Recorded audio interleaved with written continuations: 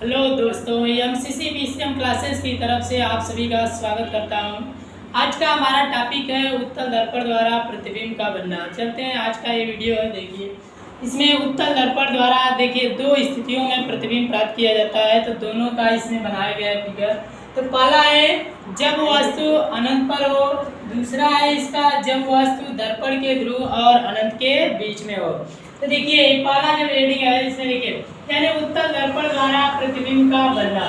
इसके द्वारा निम्न दो स्थितियों में प्रतिबिंब प्राप्त होता है। पहला रीडिंग है जब वस्तु अनंत पर हो। तो देखिए जब वस्तु अनंत पर होता है तो इसका फिगर उत्तल दर्पण ये है।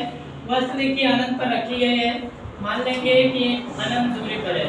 तो इसके द्वारा देखिए किसी वस्तु का अगर प्रतिबिंब बनाना है तो उस वस्तु से हमें दो किरण प्रतिबिंब पर भेजना पड़ता है।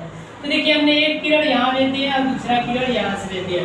देखिए उत्तल दर्पण में जो मुख्य अक्ष के समांतर किरणें आती है वो दर्पण उत्तल दर्पण से टकराने के पश्चात उसके देखिए फोकस बिंदु पर आभासी किरणें जाकर मिलती हैं और उसके विपरीत दिशा में परावर्तित हो जाती है।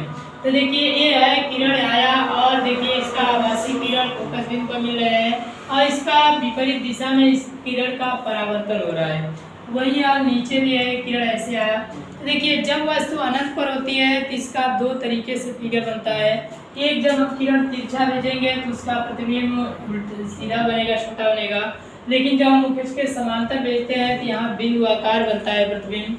तो यहाँ देखिए हम किरण को मुख्य अक्ष के समांतर भेज दिए। तो यहाँ देखिए दो किरण है, एक इधर से चल रही है और एक इस तरफ से चल रही है। तो ये किरणें देखिए दर्पण के परावर्तन के पश्चात फोकस बिंदु पर आभासी इनके किरण मिलते हैं, इसलिए फोकस बिंदु का बिंदु आकार आभासी प्रतिबिंब बनता है और इसमें उल्टा सीधा का कोई अर्थ नहीं पता चलता बिंदु में। तो ये देखिए यही है, यदि वस्तु अनंत पर हो तो वस्तु का दर्पण द्वारा बना प्रतिबिंब।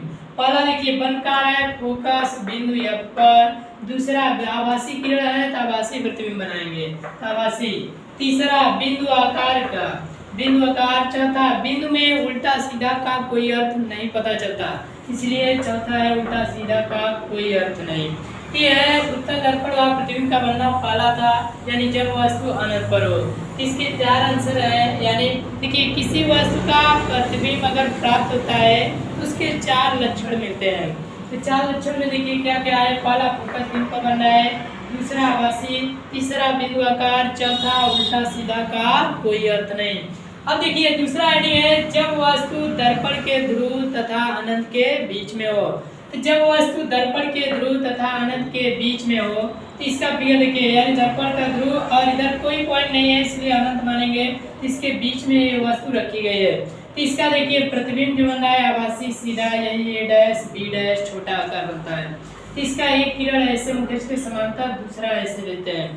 तो यहाँ देखिए यानी यदि वस्तु देखिए दर्पण के ध्रुव तथा अनंत के बीच में हो तो वस्तु का दर्पण द्वारा बना प्रतिबिंब। पहला पॉइंट क्या है, दर्पण के ध्रुव और फोकस बिंदु F के बीच में बनता है। दूसरा आभासी किरण जब कट कर रहे हैं तो आभासी प्रतिबिंब है। तीसरा सीधा, यानी वस्तु की अपेक्षा प्रतिबिंब क्या है, सीधा है। चौथा है वस्तु से छोटा, वस्तु है प्रतिबिंब है, देखिए छोटा बन रहा है प्रतिबिंब, यानी वस्तु से छोटा प्रतिबिंब प्राप्त होता है। तो याद रखिएगा, यानी उत्तल दर्पण में जब वस्तु दर्पण के ध्रुव तथा अनंत के बीच में रखी जाती है तो उस कंडीशन पर प्रतिबिंब जो प्राप्त होता है दर्पण के ध्रुव और फोकस बिंदु के बीच में आभासी सीधा और वस्तु से छोटा बनता है।